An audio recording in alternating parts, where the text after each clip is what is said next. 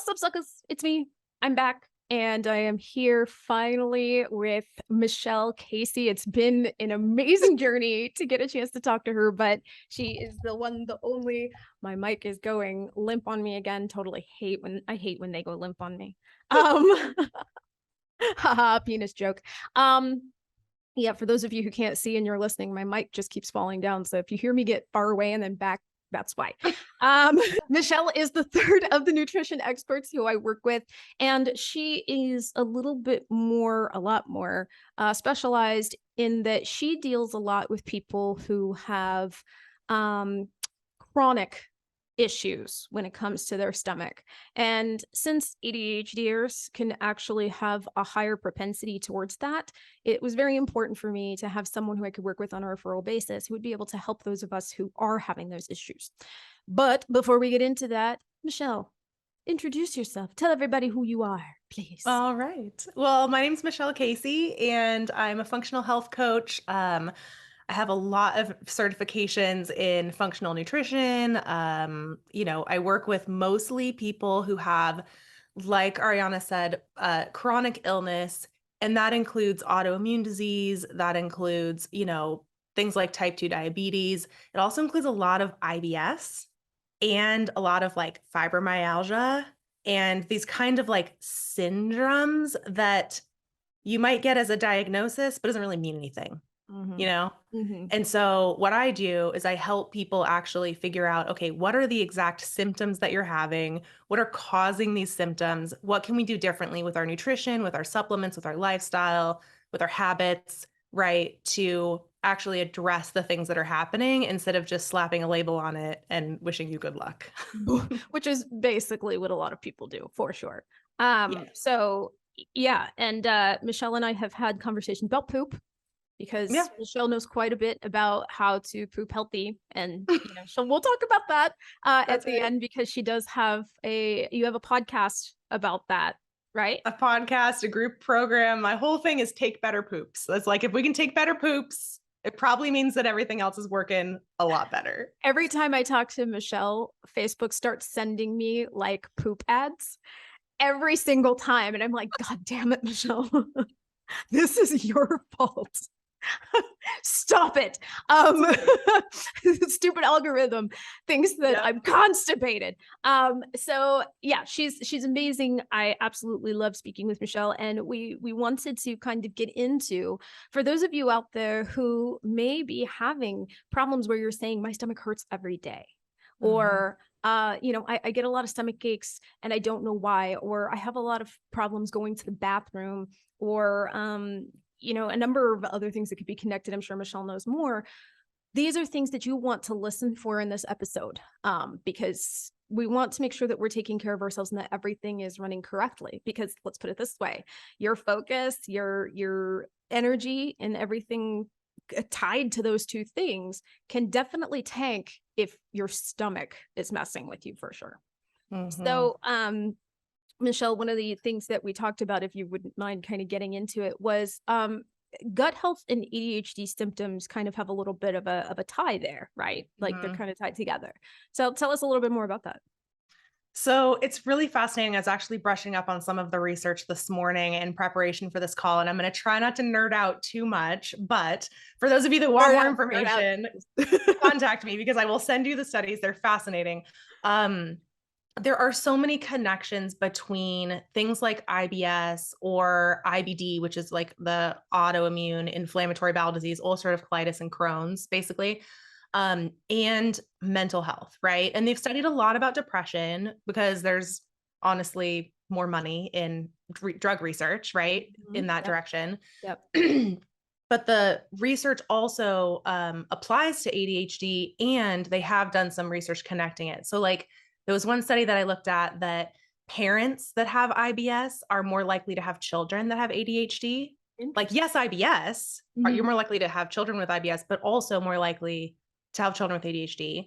And the mechanism is really interesting. They think that it's because there are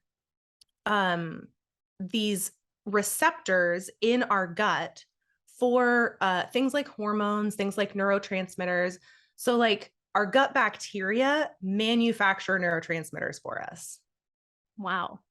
So like serotonin, dopamine, there's a reason if you're on an SSRI medication that things like 5-HTP supplements, things that increase serotonin are contraindicated. You don't want to take those things at the same time because you might get serotonin syndrome.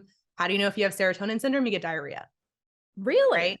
Because serotonin increases motility and transit time.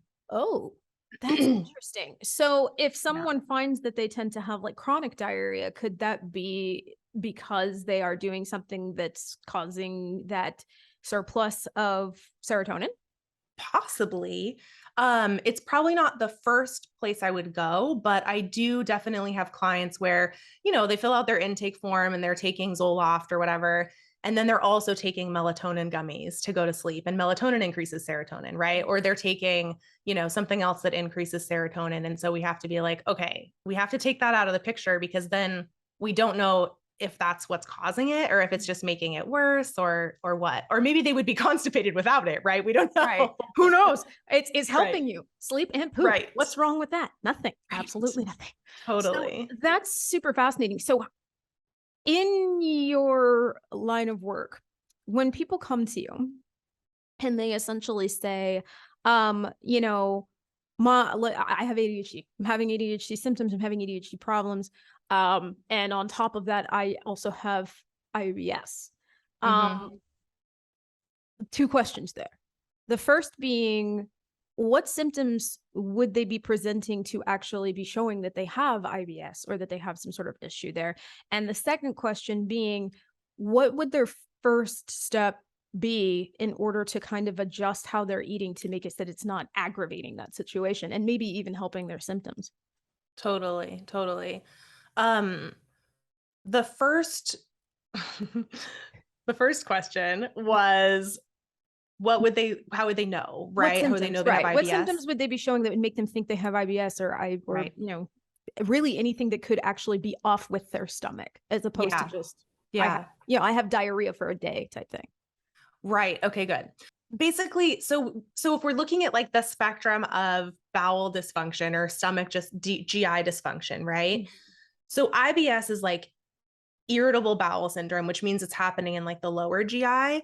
And so that would basically look like anything that's not a normal healthy poop on a daily basis. Ideally, you want to have 1 to 2 well-formed bowel movements. You don't have to strain. It feels like your bowel's empty completely. It's not super urgent. Like if you get the little, speaking of notifications, you get the little notification up, I got to poop soon. It's not like you have to run to the bathroom as soon as you have that thought, right? You can, I don't know, put your kids wherever they need to be and, do what you need to do first. Right. So there's, like you said, there's maybe I have, food poisoning and I have diarrhea for a day, or maybe I ate too much dairy and I know I'm lactose intolerant. Why is that a thing for people who are lactose intolerant? I don't know, but they can't stay away. No, cheese is delicious. It is. It's really good. I don't know what to tell you. So that's right. So then there's that, right? Which is kind of like a, occasional thing. Right. But if you're having diarrhea every day or more days than not, if you're having constipation, and by that I mean you're not having that well-formed bowel movement, you might have little pebbles. Maybe you have a poop every day, but it's like little pebbles and you're straining to push it out, right? That would be functional constipation. Right. Or if you go days and days without pooping, obviously that's constipation. That's also a problem. Right.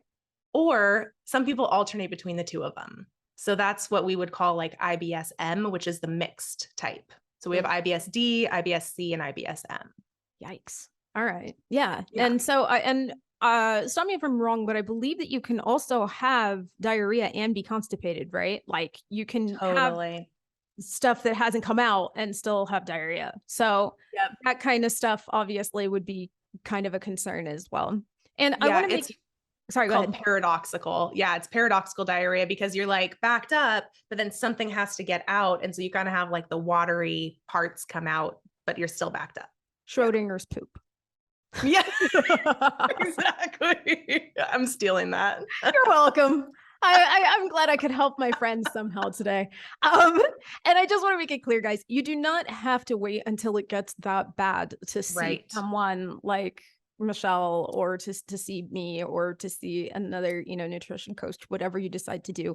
Mhm. Don't wait until it's that bad. We're just Yeah. saying, sometimes we tend to just think this is just life now. My stomach hurts. Yeah. My stomach hurts all the time. That's just how it is. It doesn't have to be. Yeah. And there is a connection, right, to maybe not even necessarily having IBD or IBS, but having stomach issues or having an unhealthy gut microbiome, I think is the correct term. Yes. Very good. Very good. And having, like, maybe that your ADHD symptoms might be a little bit more exacerbated, right? Yes. And I'm going to stop talking about that part. I'm going to leave that to you because I don't talk about shit I don't understand. But please explain. Yeah, 100%. They actually found in one study that uh, people with ADHD had a different amount of different strains of bacteria in their microbiome. And there was a one study, and I can't remember the medication, so don't quote me on this, but there was one group that they put them on medication, and afterwards, one particular bacterial family increased. And these Wow. were people who responded well to the medication. So there's definitely a connection there. We know we have neuroendocrine um, receptors in our gut. And so, the amount of, like, not just dopamine, we think of ADHD and dopamine, but it's also epinephrine and norepinephrine, right? All of those catecholamine neurotransmitters that are stimulating and help with focus and attention. Not only does our gut microbiome manufacture those, and we have receptors in our gut. So if our gut is unhealthy, we're not going to be making as much. The other piece of it is, of course, related to diet, right? And so all of our neurotransmitters are made from amino acids. That's like the main building block. And amino acids come from protein. And so we need to be able to eat enough protein, but also break it down and digest it and absorb it in order to make, like, to have the raw materials, right? To manufacture the neurotransmitters. So that's the other piece of it too. When we have gut dysfunction, and we're talking a lot about IBS, but even like heartburn, where you have reflux, where your stomach is, your upper GI is off, any of those things can impact the way that we break down and digest and absorb food. And specifically with protein, most people don't eat enough, No. right? And with ADHD, we tend to be dopamine seeking. So we tend to be grazers. We tend to snack all day, right? We tend to not sit down and eat full meals because we're multitasking, because we want all of the stimulus all at once, right? Yep, And so, exactly.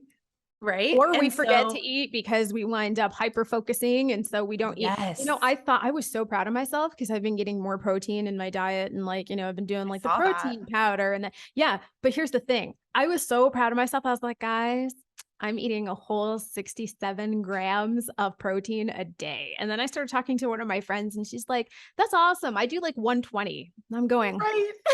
wow, how do you do that, pray tell? I suddenly was knocked down 2 steps because I was like, oh. Mhm. And it does, I have noticed, even in the little bit that I have had, Yeah. it does make a difference. So I'm Yeah. kind of like, wow, I wonder what it would be like if I actually got up to that 120 grams. Who knows? Right. So yeah, it is, I think, daunting too for ADHD brains to kind of try to think about it in those terms, because Totally. at least for me personally, I have found that I got to have something protein in every meal, Yep.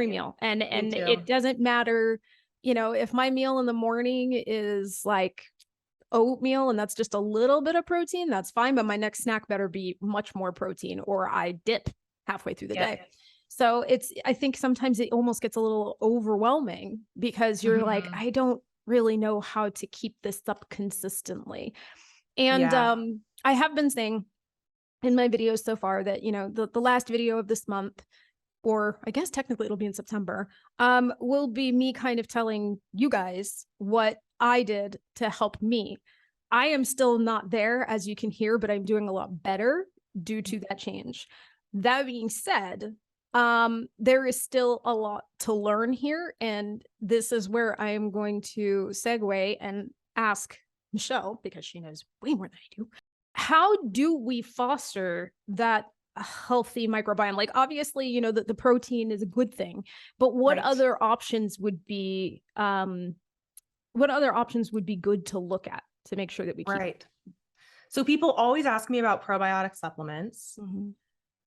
What's the best probiotic to take? What should I take for this? What should I take for that? There is a lot of cool research coming out, like X strain helps with Y symptom or whatever. Mhm. But the microbiome is not, we can't be that reductionistic, right? We know we need a variety. We know we need, you know, if you're over 30 and you've had multiple rounds of antibiotics, like, you know, you have depletions in those populations, right? So I think taking a probiotic is not a bad idea if it makes you feel better. For some people, the reason that they have stomach issues, certain probiotics might make them feel worse. So if you're taking a probiotic and you feel worse, don't keep taking it. Like, I think we have to suffer through stuff, or, oh, I'm making my gut healthy and I'm having die off, or whatever people say. Like, Like, don't that's take. not a thing. No, stop. I mean, it Like, can yeah. be, but like, don't suffer through. Like, you don't need to be a hero about it, right? Don't be a hero. And then, but know that most probiotic formulas are not necessarily going to recolonize your gut. They're not necessarily going to live and like set up shop in there. They're transient, which is very helpful, but they're not like a long-term fix. And you probably want to rotate different formulas and different strains every season or so, right? Every bottle, get a different kind. It's fine. Play around with it. The thing that we can do to actually build up the good bacteria that we do have, that anyone can do, is eat the rainbow. And like, it's so simple, and it's been like very cheesy nutrition advice for a really long time, but each of these different families of bacteria like different phytonutrients in different veggies and fruits that are associated with different colors. Oh, It's really cool. And so, like, purple foods, red foods, blue foods, you know, green, the cauliflowers, right? Like, all the different colors of the rainbow. If we get those colors throughout our week, we're going to actually be feeding the good bacteria in our gut. So protein for that like happy brain chemical, for that grounding feeling so you don't have the blood sugar crashes, but then also focusing on, you know, okay, what colors have I eaten so far this week? Doesn't have to be all in one day. It could be, you could make a big salad. I don't know, that'd be good, but you know, just at once. Just get it all done. It's fine. It's good. I don't feel like working through it. So I'm just gonna make a salad filled with everything. Just all yeah. color.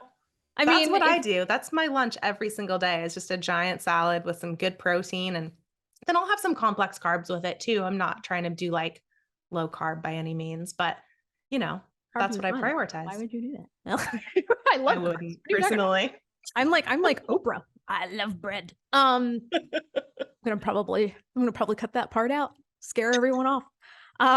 Which is funny because if I'm saying I'm cutting it out, I'm totally not gonna cut it out. It's fine. So, That's amazing. yeah. So when you have ADHD and you have a chronic illness of some sort, there's a balance there, right? Like, you want to make sure that you kind of want to care for yourself holistically. I'd imagine you want to care for like the ADHD and the chronic illness, whatever it is. Yeah. So when you are dealing with a client who has both, or who has, you know, a couple of issues like that, how do you suggest that they maintain that balance? A lot of it has to do with novelty and variety. For people with ADHD, it's not enough to just like, I don't know about you, but I can make a great plan. I can make a great meal plan, but to follow it is a whole other thing that I'm not reliable to do. And I know this about myself, right? So I have to have options. Now, it's like that weird balance between being like Steve Jobs and wearing the same black turtleneck every day. I'm never doing that. Nah. But I also can't spend half my day figuring out what I'm going to eat. So I have to have almost like a menu of options. I do this for like my Yes. morning routine or my self-care bucket or whatever too. I have to have a Yes. menu of Mhm. things that I can choose from that I know are going to work for me, right? So Mhm. like breakfast, like you said, has to have some protein for me. That looks like maybe some, pork sausage and some roasted potatoes and sauteed greens. And like I'll just mix that up and do different, maybe I'll do like roasted root vegetables instead of potatoes one day, etc. Mhm. My salad pretty much always looks the same. And for me, I can do variations on a theme and like have pretty much the same breakfast and lunch, Mhm. pretty much, but dinner has to be different. I can't do the same 3 meals a day, right? So Mhm. just figuring out like what your own little quirky relationship with food and like how much novelty and variety you need so Mhm. that you don't get bored, so that you don't end up ordering a pizza instead of eating the food you prepped, right? I Mhm. think we've all been there where we're just over it and we just order takeout instead. Yep. Um, and then, just kind of thinking about that if I'm eating this way that I know supports my gut health, that's also going to support my focus and my concentration and my energy and my blood sugar, my sleep, and all these other things that kind of make up, again, the symptom set that we call ADHD, right? Right. So it's just going to help, I mean, everything, right? So Right. there's kind of having that conversation, and then sometimes there's self-sabotage that comes up, then we have to deal with that too. Mhm. Um but I think, yeah, keeping in mind that people with ADHD will not just do the same thing every day, and that's okay. Like it's Yeah. totally okay. Yeah. No, see, and it's funny you say that because I have found that, yeah, no, I feel like a lot of people, they hear meal plan and what they Mhm. think is it has to be, and I made this mistake myself, right? Like in before I started this, I tried to meal plan before and I was like, oh yeah, dinner is going to be a turkey sausage with aioli and then breakfast is going to be like this watermelon and I don't know, avocado and rice. And it's just like the back of my brain is just like, bitch, who are you writing this for? You know you're not going to Mm, have the energy for that, right?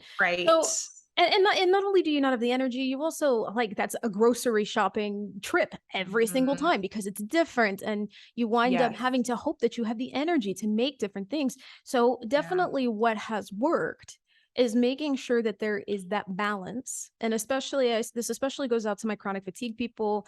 This goes out to, I know that I have some listeners and some followers who have fibromyalgia, things like that, Mhm. where they often, have days where they're in pain or they don't have a lot of energy. And what you Mhm. have to do is you have to find that mix between stuff that's going to be good, that you enjoy, um, stuff that you don't mind having on a rotation, and Mhm. stuff that's not going to be like, Gordon Ramsay level, because you're really Right. honestly not always going to be in the mood to make crazy new foods. So Yep. it's definitely when you think meal plan, you should be thinking about it almost literally. Like you're just planning out what kinds of foods you're okay with eating. Yep. You're not trying to open a restaurant. So Totally. don't worry about it. Yeah, Um keep it simple. Totally. I love ex- that. yeah, exactly. So um to You close, had asked me one question, and I yeah. don't want to forget to answer it about what to look for to see if you have like chronic issues. Yes, yes, yes. And I forgot, and I just What would wrote you it down. consider chronic? How often would be chronic? Yeah, I would say daily for more than a month. I would consider that to be chronic, Okay. especially if it's something like diarrhea or constipation, because our gut health can change so rapidly.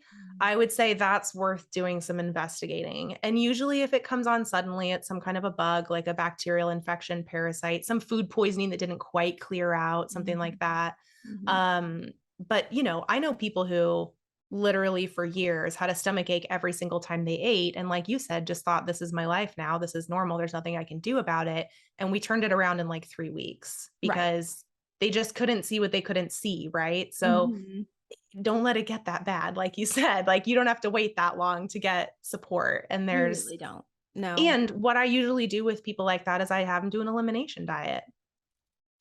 I mean, here's the thing, guys. I've said before, you know, this is about being healthy, right? Like we're not sitting here pushing weight loss or anything like that. But sometimes the answer to figuring out where the problem is coming from is going to be cutting out a whole lot of shit and just slowly adding things back in. And it's Mhm. not necessarily fun, but I mean, personally feel like having headaches and stomach problems every day isn't fun. So Totally. it's something that I know, because I know some of us heard that and we were probably like, that sounds really big and scary. And I like hot dogs. So no. And here's the thing. It also does not mean that hot dogs always cause a problem. Maybe it's just that you Right. can only have them like once every 6 to 8 months or something like that. Moderation can also make a difference. So Totally. yeah, just keep that in mind, that this is because I know for a fact some people probably heard elimination diet and were like, nope, I'm out. Goodbye. I'm not it's it may not sound like fun, but I have to say right now, it didn't sound like fun to me to have to eat more fruits and vegetables, but I feel better, and feeling better is a lot more fun than not. So, Yeah. just a thought. But Michelle, this has been amazing. I love talking to you. This is so much Thank fun. you. Me Please, too. please, please tell everybody where they can follow you. Do not forget your podcast, and don't forget your club. Okay. So first, I'm at Michelle Casey Nutrition everywhere on social. So it's Michelle with two L's, Casey, Casey Nutrition. Um, I have a podcast called Science and Shit, shockingly. Best name And ever. we only have one season right now, but it is a very interactive season. So the first episode is basically just my story of how I got to be this way. The second episode has a downloadable listener guide, and then you go through each episode and kind of rate yourself in these different areas, and I give you tips on everything. Season 2 is coming out before the end of this year, I promise. We're Woo! recording it soon. And then the way that I do elimination diets with people, because it is one of those things that people hear and it strikes fear into your heart and your blood runs cold, is I have an 8-week program called the Good Poopers Club. And we just do it together. We do it as a group. We do really like, supportive and fun and funny and like very like tons of resources. I teach you all about how your digestive system is supposed to work and provide all the recipes and everything that you need. And generally people feel better literally within the first week. It's incredible. And then I do work with people one-on-one if they need more intensive support than that. And do keep in mind, if you guys wind up needing any nutritional support when you reach out to me, we work on a referral basis back and forth. So, if you see this and you're like, I want to work with Michelle, I'll send you on through to her. And it's the other way around. So you guys, I will have all of the links so that you can work with Michelle in the description. Just if you want to just reach out to her, that'll be there. If you want to reach out to me and have me work with her, that's also possible.